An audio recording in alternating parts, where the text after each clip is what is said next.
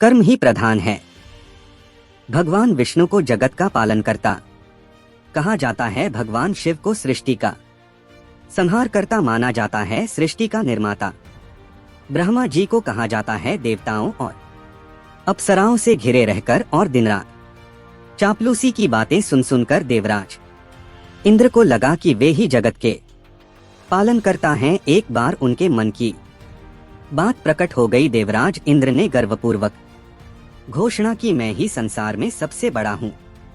यदि मैं पृथ्वी पर वर्षा न करूँ तो किसान कैसे अन्न उपजाएंगे? अन्न न पैदा होगा तो जीवन कैसे चलेगा? जब मनुष्यों के पास खाने को न होगा तो वे यज्ञ कहाँ से करेंगे? यज्ञ न होंगे तो देवताओं का क्या होगा? भगवान विष्णु मुस्कुराकर बोले, देवराज गर्व न करो, सब कुछ नियमानुसार चलता है। सबको अपना अपना कर्म करना ही होता है, इससे कोई छोटा या बड़ा नहीं हो जाता। देवराज इंद्र को लगा कि भगवान विष्णु उनके महत्व को स्वीकार नहीं कर रहे हैं।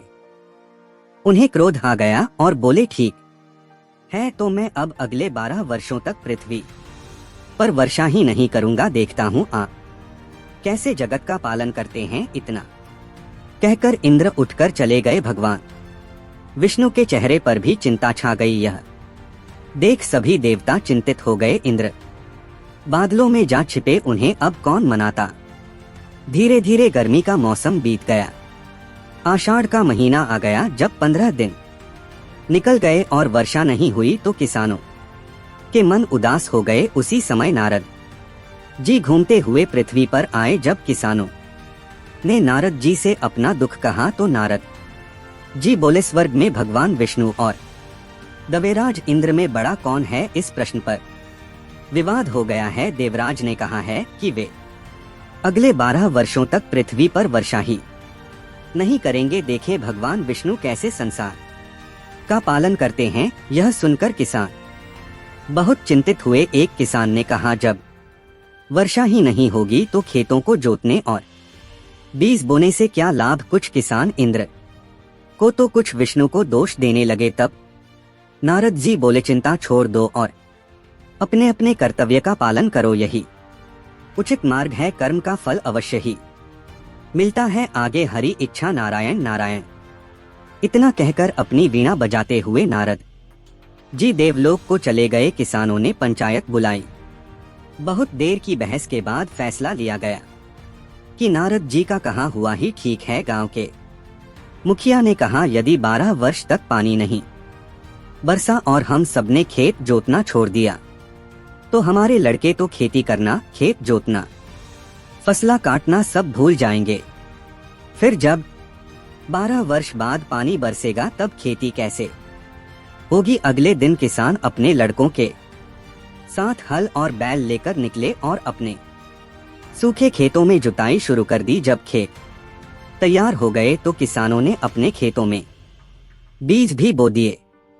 एक मेढक ने हंसकर मुखिया जी से पूछा, जब पानी ही नहीं बरसेगा मुखिया जी तो बीज बोने से क्या लाभ? मुखिया जी ने हंसकर कहा, अगर बीज नहीं बाएंगे तो 12 साल में तो लड़के बीज बोना ही भूल जाएंगे। हमें अपना कर्म करना चाहिए, बाकी भगवान की इच्छा। यह बात सुनकर मेढक ने अपने सब साथियों को बुलाकर कहा, मुखिया जी ठीक कह रहे हैं कि हमें अपना कर्म नहीं छोड़ना चाहिए। 12 वर्ष में कहीं ऐसा न हो कि हमारे बच्चे टराना ही भूल जाएं। यह सुनकर सारे मेढक एक स्वर में जोर जोर से टर्राने लगे। मेढकों का टरसना सुनकर सारे मोर इकट्ठे हो गए। उन्होंने आकाश की ओर देखा, दूर दूर तक बादलों का नामो निशान तक नहीं था। निराश होकर मोरों ने मेढकों से पूछा, दूर दूर तक आसमान में एक भी बादल का टुकड़ा दिखाई नहीं दे रहा है, तुम लोग टर्रा क्यों रहे हो? नारद जी ने कहा था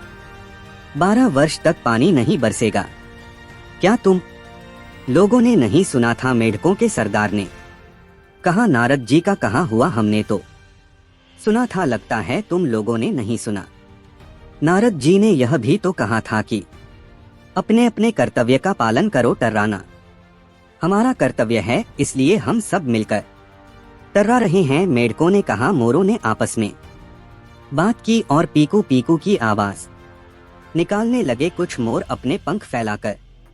नाचने लगे देवराज इंद्र ने पृथ्वी पर देखा और नारद जी से कहा, जब पृथ्वी के जीवों को मालूम है कि 12 वर्ष तक पानी नहीं बरसेगा तो यह सब क्यों हो रहा है? क्या सब पागल हो गए हैं? आपने इन्हें बताया नहीं था क्या? नारद जी बोले, मैंने बता तो दिया था कि 12 वर्ष तक वर्षा नहीं होगी। इंद्र से रहा नहीं गया। वे पृथ्वी पर आए और उन्होंने किसानों से पूछा, जब आप सबको मालूम है कि 12 वर्ष तक पानी नहीं बरसेगा तो आप लोग क्यों जुताई बुवाई कर रहे हैं? किसान ने कहा, इंद्रदेव भले ही आप अपना कर्म न करें, हम तो अपना कर्म अवश्य करेंगे। हमारे लिए तो काम ही राम है। मेढकों ने भी इंद्र से कहा, टर की आवाज करना ही हमारा काम है, यही हमारा धर्म है। हम अपना धर्म कैसे छोड़ दें? जब इंद्र ने मोरों से उनके नाचने गाने का कारण पूछा तो मोरों के सरदार ने कहा, इस मौसम में यही हमारा कर्म है। जब किसान अपना काम कर रहे हैं, मेढकों ने अपना कर्म नहीं छोड़ा तो हम अपना कर्म क्यों छोड़ दें? यदि हम 12 वर्षों तक वर्षा के इंतजार में बैठे रहें तो हम और हमारे बच्चे तो नाचना ही भूल जाएंगे। आप देवराज हैं, आप कुछ भी करें लेकिन हम अपना कर्तव्य नहीं छोड़ेंगे। देवराज इंद्र उन सब की बातें सुनकर विचार करने लगे कि यदि मैंने 12 वर्षों तक पानी नहीं बरसाया तो संसार में मेरी मान्यता ही समाप्त हो जाएगी। वर्षा न होने से अकाल पड़ेगा, लाखों जीव मर जाएंगे, उनकी हत्या का पाप भी मेरे ही सिर आएगा। जब ये सभी प्राणी यह जानते हुए भी कि 12 वर्षों तक पानी नहीं बरसेगा अपना कर्तव्य नहीं छोड़ रहे हैं तो मैं ही अपना कर्तव्य क्यों छोड़ूं? मैं अपने को भगवान विष्णु से बड़ा मान रहा था, लेकिन मैं इन प्राणियों से भी छोटा हूं। मैं घमंड में आकर अपना कर्तव्य ही भूल गया। इंद्र ने बादलों को बुलाकर घनघोर वर्षा करने का आदेश दिया।